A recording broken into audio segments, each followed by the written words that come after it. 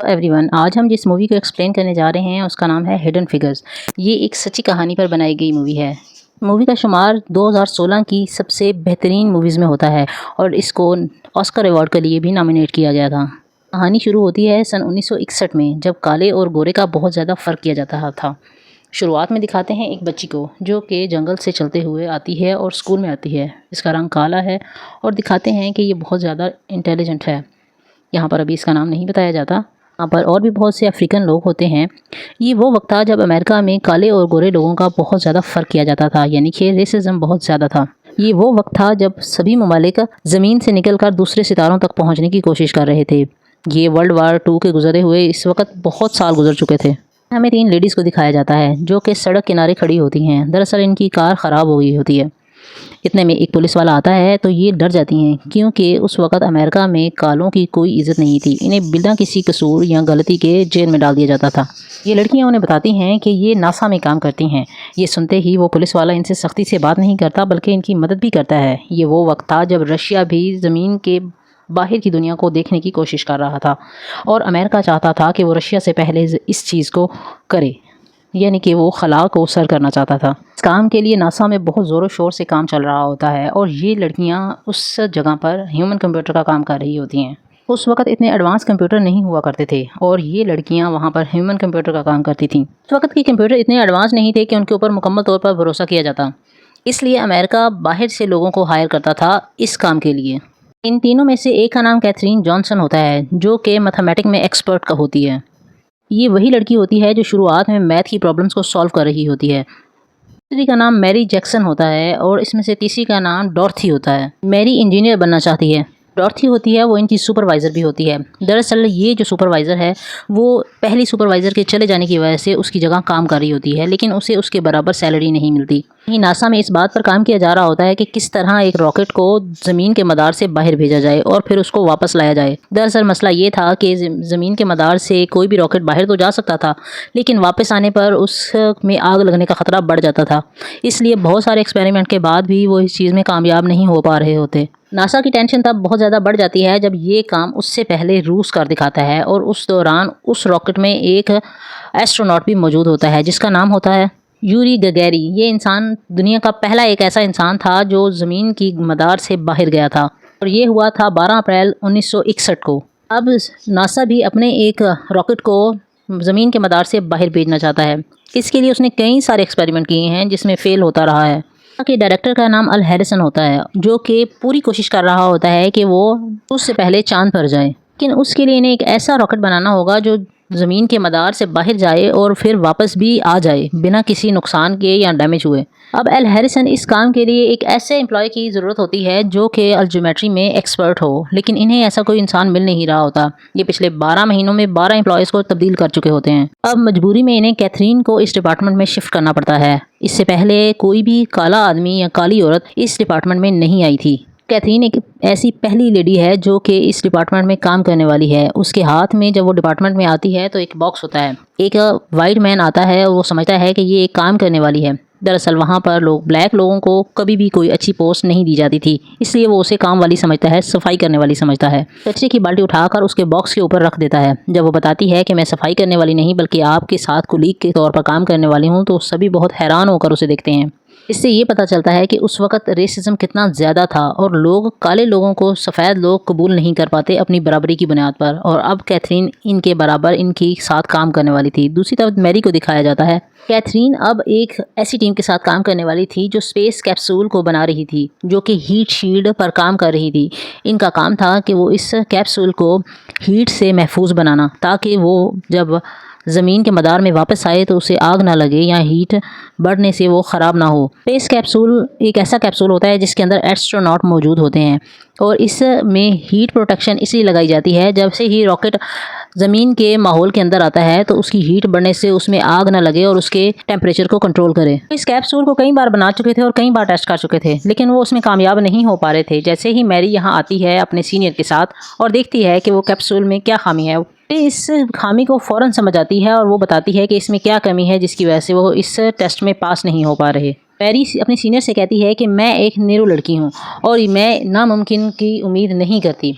उसका सीनियर कहता है कि एक इंजीनियर के दिमाग वाले को इंजीनियर ही होना चाहिए, पर ब्लैक लोगों को इंजीनियर की डिग्री में एडमिशन नहीं दिया जाता। उसका सीनियर कहता है कि मैं एक पोलैंड का यहूदी हूँ और मेरे माँ बाप को नाजी कैंप में मार दिया गया था। आज मैं यहाँ खड़ा होकर एस्ट्रोनॉट्स को सितारों की दुनिया में भेजने की कोशिश कर रहा हूँ। वो कहता है कि ये भी नामुमकिन से कम नहीं है। वो मैरी से कहता है कि अगर तुम वाइट होती तो क्या तुम इंजीनियर बन चुकी होती। वो कहती है हाँ, मैं बिल्कुल इंजीनियर बन चुकी होती। यहाँ डॉर्थी पुराने सुपरवाइजर के जाने के बाद उसका काम संभाल रही होती है, लेकिन उसे सुपरवाइजर वाली नौकरी नहीं मिलती। जब वो इस बारे में मिसेस मिचेल से बात करती है तो वो उसकी बात अनसुनी कर देती हैं। डॉर्थी को ये भी पता चलता है कि नासा में अब IBM कंप्यूटर आने वाला है जो कि कैलकुलेशन का काम करेगा। इसके आने के बाद काफ़ी सारे एम्प्लॉयज़ जो कि कैलकुलेशन का काम करते हैं उन्हें निकाल दिया जाएगा। तो ये बात कैथरीन और मैरी को लंच टाइम में बताती है और साथ ही साथ ये भी कहती है कि उन कंप्यूटर्स को ऑपरेट करने के लिए इन्हें कोई ना कोई चाहिए होगा। वो कहती है कि हमें इस काम को सीखना होगा। इतने में मिसेस मिचेल आती हैं और वो मैरी को बताती हैं कि जो इंजीनियरिंग की ट्रेनिंग के लिए उसने पेपर जमा करवाए हैं वो मुकम्मल नहीं हैं। वो कहती हैं कि इस काम के लिए जो डिग्री चाहिए वो इसमें नहीं है। वो कहती है कि इस ट्रेनिंग के लिए मैथमेटिकल की और बैचलर साइंस की डिग्री मेरे पास मौजूद है।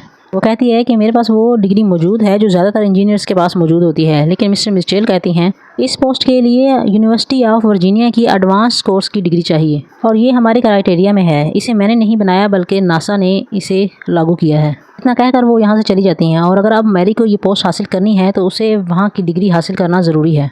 वो डिग्री उसे यूनिवर्सिटी ऑफ वर्जीनिया से मिल सकती है, वो पास ही एक हैम्पटन हाई स्कूल से भी मिल सकती है, लेकिन ये एक गोरों का स्कूल है जहाँ पर कालों को इजाज़त नहीं है आने की। हालांकि ऐसा कोई कानून नहीं होता कि वहाँ पर काले लोग नहीं पढ़ सकते, लेकिन यहाँ के लोग नहीं मानते इस चीज़ को कि काले लोग उनके साथ इस तरह की डिग्रीज़ को हासिल करें। इसलिए आज तक इस स्कूल में कोई भी काला शख्स पढ़ने के लिए नहीं गया, लेकिन मैरी अब हर हाल में उस डिग्री को हासिल करना चाहती है और पढ़ना चाहती है। इसलिए वो जज के पास जाती है अपनी रिक्वेस्ट लेकर। जज ने उसे ग्रीन चिट दे दी तो वहाँ से वो इस स्कूल में एडमिशन ले सकेगी और उसे कोई भी एडमिशन लेने से नहीं रोक पाएगा। जज मैरी से कहता है कि तुमने हैम्पटन हाई स्कूल के लिए पिटीशन दर्ज की है, लेकिन तुम्हें पता होना चाहिए कि वो एक गोरों का स्कूल है और तुम्हें वहाँ एडमिशन नहीं मिलेगा। मैरी कहती है कि मैं आपसे कुछ कहना चाहती हूँ। आप अपने ख़ानदान में पहले थे जो US नेवी में गए, आप अपने ख़ानदान में पहले थे जो सिटी गए और आप पहले स्टेट जज बने से 3 गवर्नर से चुना गया था। कहता है कि आखिर तुम कहना क्या चाहती हो। वो कहती है कि मैं ये कहना चाहती हूँ कि अगर आप मुझे इस चीज़ की इजाज़त दें कि मैं उस स्कूल में पढ़ूँ तो आपका नाम उन पहले लोगों में शामिल होगा जो ये कानून बनाएगा कि वो काले और गोरे लोगों को इकट्ठा बिठाकर एक जगह पढ़ाने की इजाज़त दे। मेरे उस स्कूल में पढ़ने से आपका नाम तारीख के हिस्सों में लिखा जाएगा। वो कहती है कि जब भी कोई इंसान इस दुनिया में पहली बार कोई काम करता है जो नया हो, जो अलग हो, चाहे वो चांद पर पहली दफ़ा जाना हो या कहीं मार्स पर पहली दफ़ा जाना हो, वो इंसान तारीख में याद रखा जाता है। जज मैरी की बात से बहुत ज़्यादा मुतासिर होता है और उसे इस चीज़ की इजाज़त दे देता है, लेकिन वो कहता है कि तुम सिर्फ सेकंड टाइम उस स्कूल में जाकर पढ़ सकती हो। दूसरी तरफ डॉर्थी को दिखाते हैं जो कि IBM मशीन के लिए परेशान होती है, क्योंकि वो जानती है कि IBM मशीन के आने के बाद बहुत सारे लोगों को इस जॉब से निकाल दिया जाएगा। इसलिए अब डॉर्थी जो है IBM मशीन के बारे में जानना चाहती है, उसे पढ़ना चाहती है और उसे सीखना चाहती है। इस काम के लिए वो लाइब्रेरी से एक बुक को चुराती है। अमेरिका में उस वक्त तक काले और गोरे का फ़र्क इतना ज़्यादा किया जाता था कि वहाँ पर कालों को लाइब्रेरी में भी जाने की इजाज़त नहीं होती थी और कुछ मखसूस किताबों की इजाज़त होती थी, उसके अलावा वो कोई किताब नहीं पढ़ सकते थे। यहाँ तक कि इनके बाथरूम अलग होते थे, इनके लिए बस में जगह अलग होती थी जहाँ काले लोग बैठते थे और बहुत सारी ऐसी जगह थी जहाँ काले लोग नहीं जा सकते थे लेकिन गोरे लोग जा सकते थे।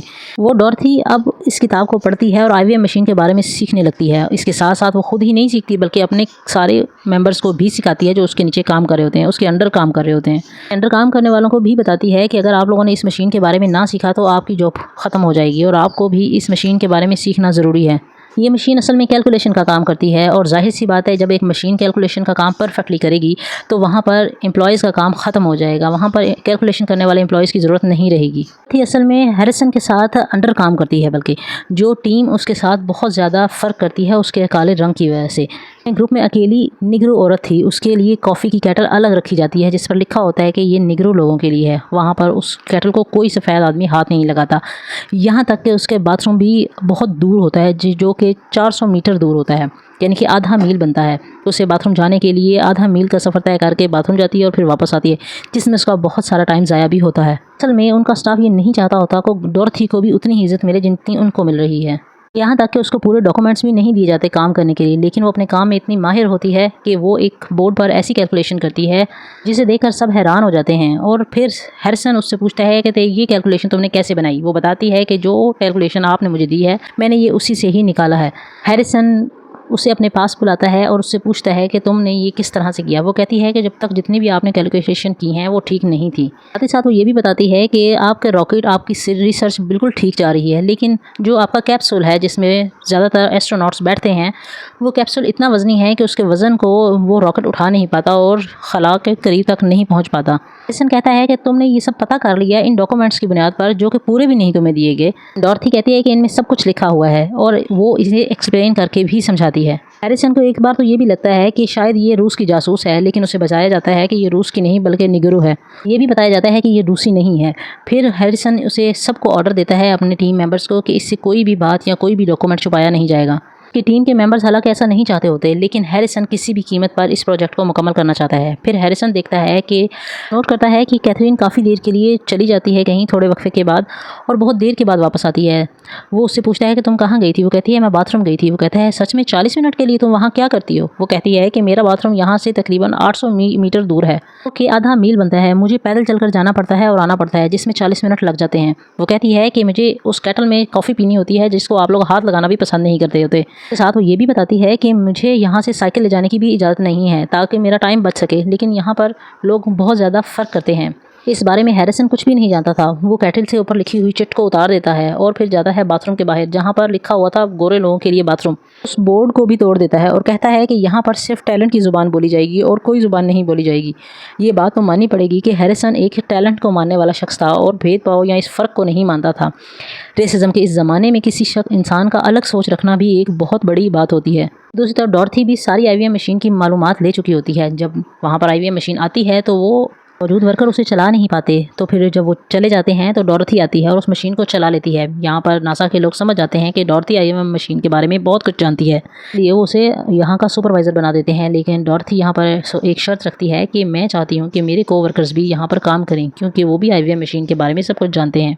यहाँ मिसेस मिचेल उसकी शर्त मान लेती हैं और उनके बाकी कोवर्कर को भी यहाँ पर काम करने की इजाज़त मिल जाती है। साथ ही साथ एक और भी चेंज आता है। पहले मिसेस मिचेल डॉर्थी को सिर्फ डॉर्थी बुलाती थी, लेकिन अब वो उन्हें इज्जत से बुलाने लगती है। दूसरी तरफ दिखाते हैं कि नासा से पहला एस्ट्रोनॉट ज़मीन के ऑर्बिट से बाहर जाने के लिए तैयार है। उसका नाम होता है जॉन प्लैंक। डॉर्थी कहती है कि मैं अभी से इस पर काम करना चाहती हूँ, लेकिन हैरिसन कहते हैं कि ये नंबर की कैलकुलेशन का काम नहीं है।